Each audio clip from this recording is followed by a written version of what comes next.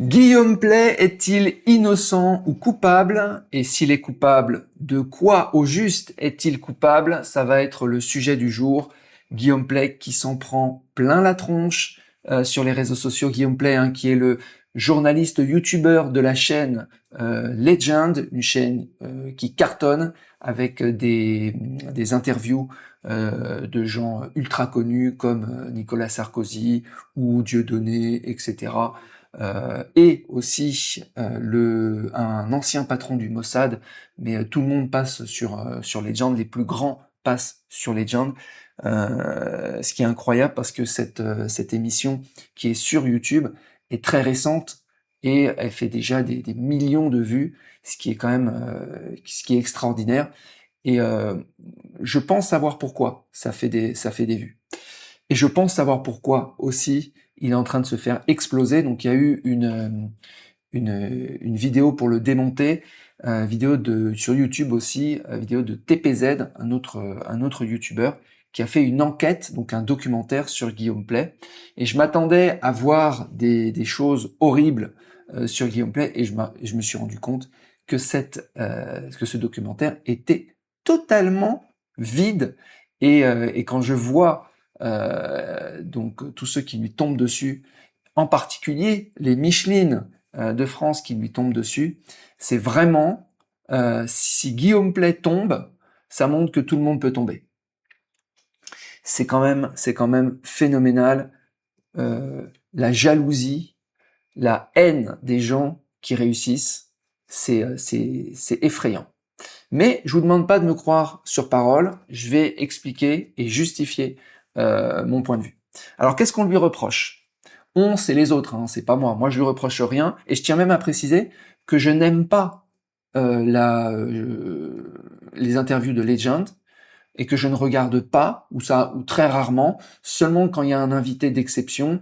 Je regarde, par exemple, j'ai regardé Sarko, j'ai regardé Dieudo, j'ai regardé ces gens-là, mais sinon je regarde pas parce que j'aime pas trop la manière avec laquelle il interview, j'aime pas les placements de produits qu'il fait. Enfin bref, c'est un peu trop complaisant pour moi, c'est trop gentil, et voilà. Mais je reconnais que c'est un succès exceptionnel et je comprends pourquoi c'est un succès et bravo à lui, bravo. D'ailleurs, je tiens à dire une chose, c'est que pour moi, tous ceux qui réussissent, d'ailleurs, quelle que soit leur manière de réussir, c'est tellement difficile de réussir sur les réseaux sociaux, c'est bravo.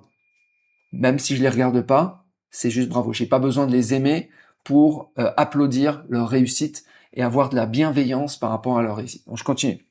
Alors, qu'est-ce que les gens lui reprochent? Donc, une tribune sans contradiction. Donc, en gros, il laisse parler les gens. Ce que je ne fais pas du tout. C'est-à-dire, moi, je coupe la parole, c'est catastrophique. De toute façon, je vais pas me comparer à Legend. Mais je comprends pourquoi lui cartonne et moi non. Donc, tribune sans contradiction. Donc, on lui reproche d'offrir une vitrine confortable à des personnalités polémiques ou politiques, donc notamment d'extrême droite comme Bardella, Zemmour ou Dieudonné, sans relance critique ni fact-checking.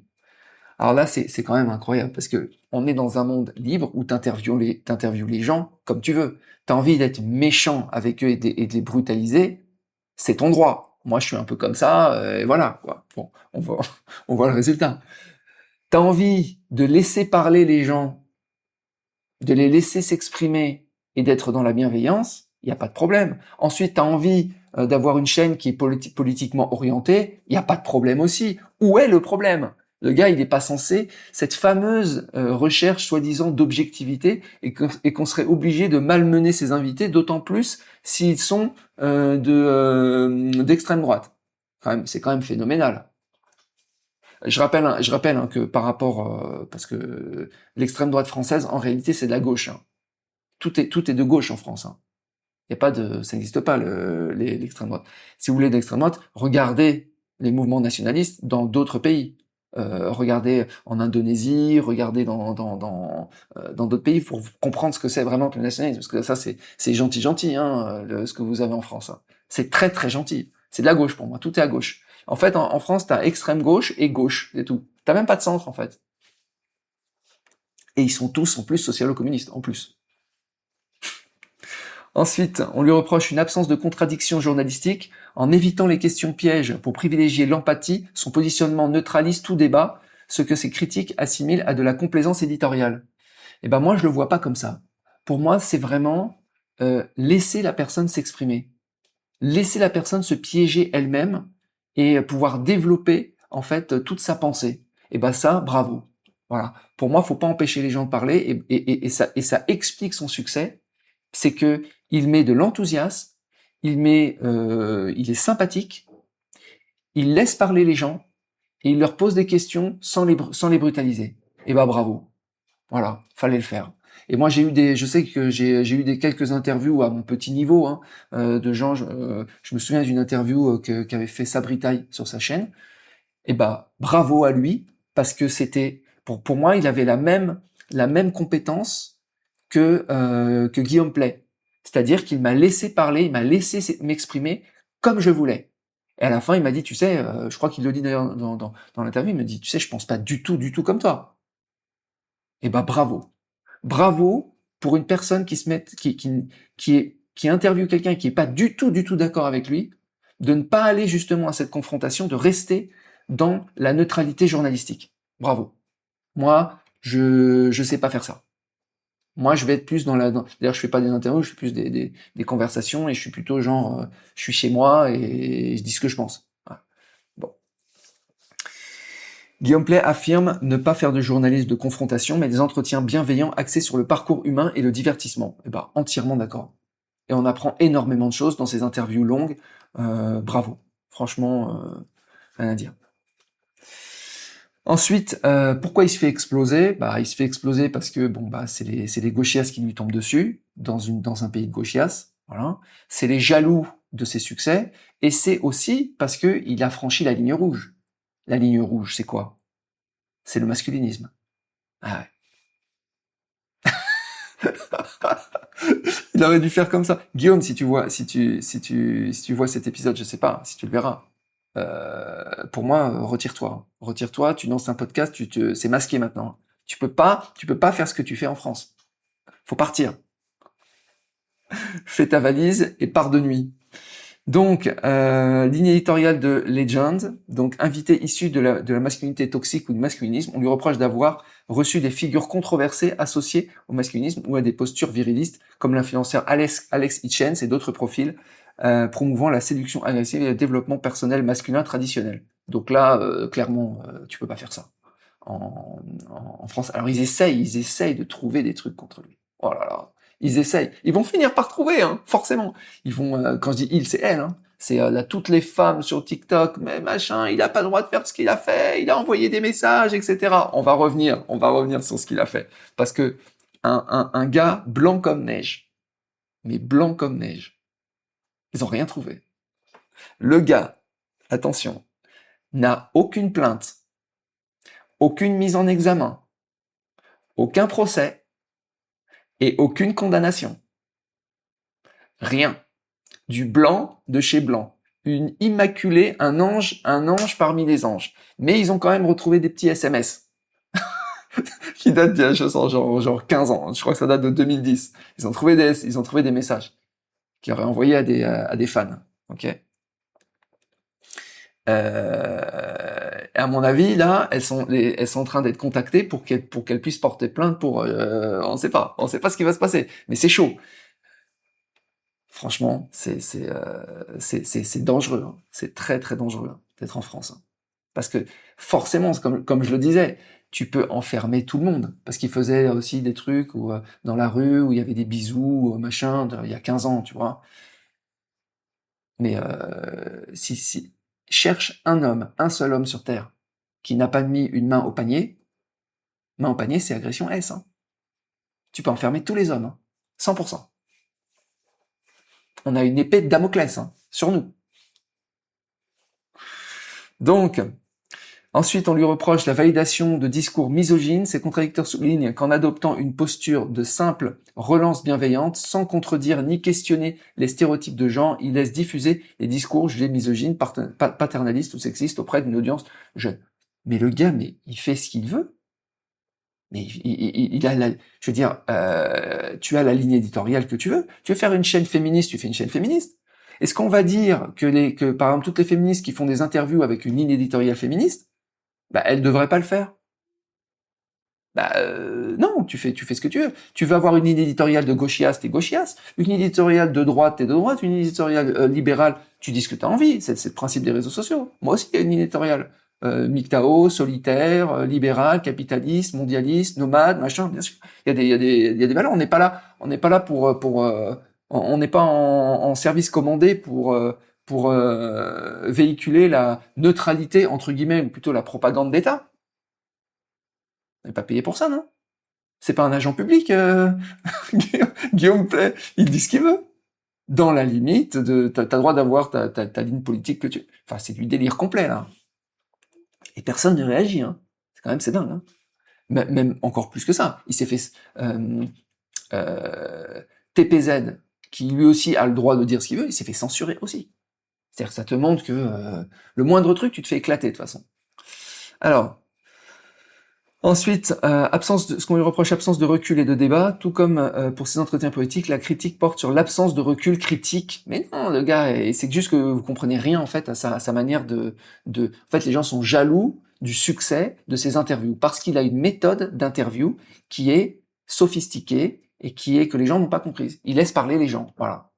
C'était pas si. Donc des affirmations des invités sur la place de la femme, le rôle des hommes ou la séduction sont présentées comme une simple opinion ou conseil de vie, et après.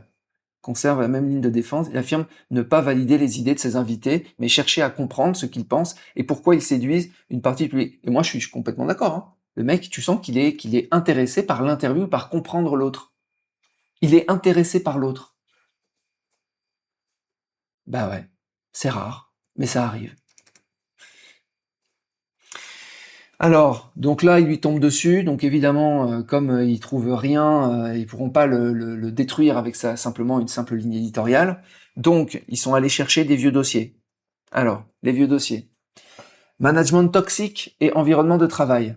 Des enquêtes de presse, ainsi que des témoignages d'anciens collaborateurs et stagiaires dénoncent des méthodes de travail épuisantes et violentes. Ah bon? Mais pourquoi ils n'ont pas porté plainte? Même pas une plainte au prud'homme, rien du tout. C'est bizarre. Vous connaissez un employé qui est heureux d'aller à son travail? Moi, j'en connais pas. Non, il n'y a quasiment que des environnements de travail toxiques. Donc voilà. Donc si vraiment des gens ont subi des maltraitances au travail avec Guillaume Pley, qui porte plainte. Pourquoi il n'y a aucune plainte? Pourquoi ils viennent chialer sur les réseaux sociaux? Pour faire des vues, tout simplement. Voilà. Apparemment, ils les auraient brutalisés. Pratique de management brutale. Cadence de travail excessive. Pression constante et volonté affichée d'avoir un fort renouvellement d'effectifs turnover. Et alors, du turnover, t'en as dans plein d'industries. Pousser les gens à bout. Ils ont qu'à monter leur boîte. Ils sont pas contents. T'es pas content au travail, tu poses ta dème. Tu travailles trop. Ah, c'est sûr que ayant une société française, en plein de gens français, il doit y avoir de grosses feignasses qui travaillent avec lui et des jaloux. Et donc évidemment qu'il doit être obligé de les virer. Voilà. Comportement et remarques inappropriées. Témoignage, j'ai pas été payé par Guillaume Pley pour te dire ça. Hein. C'est juste que pour moi, c'est les faits. Le mec n'a aucune plainte, même pas une condamnation, même pas une mise dans un examen. Personne, ni à son travail, ni les femmes, ni rien, personne n'était capable de porter plainte contre lui. Donc il a des remarques inappropriées, témoignages rapportant des humiliations publiques, ainsi que des propos à caractère sexiste, raciste ou grossophobes. Ah tiens, il a le même problème que moi. Alors Guillaume, la grossophobie, ça se soigne. Hein. Moi, je suis en cours de traitement sur la grossophobie, parce que j'ai le même problème que toi. Grossophobie banalisée au sein de la rédaction, comme dans la société. Comme dans sa société de légende. Accusation d'agression S et de sexisme. Alors attention, accusation mais pas plainte. Vidéo en 2013. Comment choper une fille en 3 questions. Cette vidéo montrait abordant, donc on est en 2013, hein, donc on est il y a 14 ans. Abordant des femmes dans la rue, leur imposant un baiser forcé. L'Association européenne contre les violences faites aux femmes et au travail avait à l'époque saisi le procureur en dénonçant des agressions S. Ah tiens, c'est bizarre, pourquoi ça n'a pas été suivi? Ah, peut-être parce qu'en fait, tout était faux et c'était des collaboratrices qui faisaient semblant. Ah ouais. Parce que les gens, en fait, quand ils font des vidéos, t'as l'impression qu'en fait, c'est vrai, mais en fait, c'est faux. C'est-à-dire que c'est des gens qu'il a payé, en fait, pour faire semblant d'embrasser. Tout est faux, en fait. C'est sa ligne de défense, hein. Donc, témoignage aussi de stagiaires de collaboratrices. Plusieurs femmes ont fait état au fil des ans de gestes, messages ou questions déplacées reçus pendant leur travail avec l'animateur. Ah bon? Envoyer un message, c'est interdit? C'était si déplacé que ça? Si c'était si déplacé que ça, pourquoi vous n'avez pas porté plainte? Tiens, c'est bizarre. Continue. Tiens, déplacé, ça veut dire quoi? C'est-à-dire quelqu'un il parle, il te dit pas bonjour, c'est déjà déplacé, hein. Les gens sont devenus très sensibles en France. Alors, son média d'interview Legend fait régulièrement l'objet de critiques sur le plan journalistique. Oui, ça s'appelle les jaloux qui aimeraient faire autant de vues que lui. Complaisance et manque de contradiction, on a vu. Normalisation de figures de thèmes controversés. Oui, controversé. Controversé, c'est qu'il plaît pas à la propagande d'État, ok. Course au sensationnalisme, une focalisation sur les faits divers, des histoires choquantes ou du divertissement pur, parfois au détriment de la déontologie et de l'information. C'est une blague. Bah, tout le monde fait ça. Dès qu'on a un truc sensationnel, même moi je le fais tout le temps. Dès qu'il y a un truc sensationnel, un truc énorme, bah, qu'est-ce qu'il fait? On va dessus. Évidemment. Parce que c'est ce que les gens veulent. Les gens, ils veulent du sensationnel. S'ils veulent pas du sensationnel, ils regardent TF1 et France 2, qui font plus de vues. On est dans le domaine, il y a quand même un petit côté divertissement, c'est normal. Où est le problème? Alors, qu'est-ce qu'il a fait? Donc, le truc en 2013, vidéo en 2013, saisine du procureur, donc suite judiciaire, donc ça n'a pas abouti à des poursuites judiciaires directes. Voilà, pas de procès, pas de poursuite, rien du tout. Ils ont jugé que c'était une blague en fait, enfin que c'était n'importe quoi. Les témoignages de stagiaires et les collaborateurs qui se plaignent, aucune plainte pénale publique, rien. Donc Guillaume Play et ses équipes ont systématiquement contesté les accusations de management toxique ou d'agissement inapproprié, évoquant parfois un climat d'exigence professionnelle ou de malveillance à leur égard. Oui, bon, en gros, quand tu vas chez Guillaume Play, il faut bosser. Voilà. Ok. Donc les feignasses ne sont pas les bienvenus chez Guillaume Play. Ok. Bon. Et après, c'est illégal ça? C'est illégal de demander aux gens de travailler? Non, je crois pas. Ensuite, il a interviewé, ça aussi, ça a fait un gros débat. Il a interviewé Yossi Cohen, ancien patron du Mossad. D'accord? Donc il y a eu une opération des beepers au Liban, ils ont fait péter plein de beepers partout, qui ont tué énormément de gens. Donc il décrit des agents qui se sont infiltrés dans la chaîne logistique, en se faisant passer pour des fournisseurs de confiance. Donc il y a recrutement des agents. Donc il explique en fait comment ça s'est déroulé en fait toute cette opération de faire exploser des beepers. Donc les relations, ok. Alors, on lui reproche en fait d'avoir été fasciné, d'avoir monté de l'enthousiasme alors qu'il y a des civils qui sont morts. Et bah franchement, je pense que les gens n'ont pas du tout écouté l'interview, hein. Je l'ai réécouté 2 fois parce que moi c'est le contraire en fait. C'est que je trouve en fait qu'il a justement challengé avec bienveillance, mais il a challengé le gars du Mossad qui s'est enfoncé en fait. Et pour moi même, la réaction des gens en fait elle est normale. C'est qu'ils ont vu, c'est pas contre Guillaume Play qui n'aurait pas apporté la contradiction. Non, c'est contre le patron, l'ancien patron du Mossad, qui se réjouit de la mort, y compris de la mort d'innocents, de civils. C'est ça qui est choquant. Et les gens se sont détournés, et au lieu de taper en fait sur l'ancien patron du Mossad, bah ils ont tapé sur Guillaume Play. Ils ont fait un transfert, les gars. Je sais pas, on dirait un truc. C'est comme s'il y avait eu une hypnose généralisée. Alors je vous lis quand même ce qui s'est dit. Donc il fait une relance. Donc l'ancien patron du Mossad affirme que l'opération visait uniquement la chaîne logistique du Hezbollah et que la frappe était d'une précision chirurgicale sans cibler de civils. Bon, déjà que le mec il précise que c'est sans cibler de civils, on a bien compris que qu'à mon avis il y a des civils qui y sont passés. Et là, Guillaume Play, il fait pas à dire ah oui c'était ciblé, ah bravo de n'avoir pas touché les civils. Il dit pas ça du tout. Réécoutez. Il dit première relance. Guillaume Play soulève l'existence de victimes non combattantes. Il dit exactement, mais il y a eu des victimes civiles quand même. Point d'interrogation. Première relance. Mais les gens, ils écoutent ou ils écoutent pas? Ensuite, donc il le challenge avec bienveillance, avec une question. C'est sûr qu'il va pas le brutaliser en lui disant « Mais t'es malade, man, il y a eu des civils qui sont morts. » Moi, je lui aurais dit ça. Guillaume, il le laisse parler. Il dit « T'es sûr qu'il n'y a pas eu de victimes civiles ?» C'est subtil, c'est doux, mais c'est puissant. Parce que le mec va s'exprimer. Alors que moi, si j'étais arrivé avec ma brutalité, le mec se casse direct et il m'interdit de diffuser. Guillaume Play, deuxième relance. Il y a eu des blessés non combattants. 3 petits points. Troisième relance de Guillaume Play. Face au maintien de la position de son invité, Play insiste sur un point précis documenté par la presse internationale. Je cite. « Pourtant, je me souviens qu'il y a eu des enfants qui ont été blessés. » Eh ben, bravo à Guillaume Play.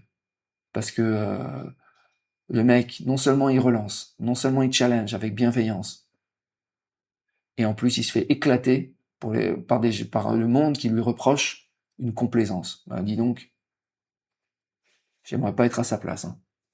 Réponse de Yossi Cohen quand même. Il dit « Je ne me rappelle pas de ça. » Le gars est un menteur éhonté. Mais les relances ont permis de voir le mensonge éhonté de l'ancien patron du Mossad, qui n'a que faire des morts civiles. Et ça, on le voit grâce à la manière avec laquelle Guillaume Play interviewe. S'il y avait eu quelque chose de plus brutal, ça serait passé inaperçu. Et là, on a une réaction du monde, une réaction épidermique. Elle devrait être à l'encontre de Yossi Cohen. Elle devrait être à l'encontre de ces opérations, etc., qui touchent des civils, avec des dommages collatéraux, etc. Et au lieu de ça, transfert le monde complètement ahuri, et ils en veulent à Guillaume Play. Et donc, déjà bravo pour avoir fait venir sur un plateau un patron du Mossad. T'imagines la jalousie des autres médias qui n'arrivent pas. Et pourquoi ils vont sur un plateau comme ça? Pourquoi Sarko va sur un plateau comme ça? Pourquoi Dieudo, etc. Parce que ils savent qu'ils vont être interviewés avec bienveillance. Mais attention, c'est pas qu'il est d'accord avec eux. C'est qu'il va les laisser parler. Il va les laisser s'exprimer et il ne va pas y avoir de piège. Mais on va observer ce qu'il y avait à observer. Et là, c'était effroyable, effectivement. Voilà les amis, bah écoutez, c'est tout pour mon avis sur Guillaume Play, donc bien évidemment innocent complètement, totalement, soutien total à Guillaume Play, même si je regarde pas même si j'aime pas tes vidéos, franchement c'est une honte ce qui t'arrive, ça monte, ça en dit long en fait sur la société française, et malheureusement je crains le pire pour toi, tu vas totalement sombrer, ils ont décidé de te détruire, et ils vont réussir, tout simplement. Ciao, bye bye.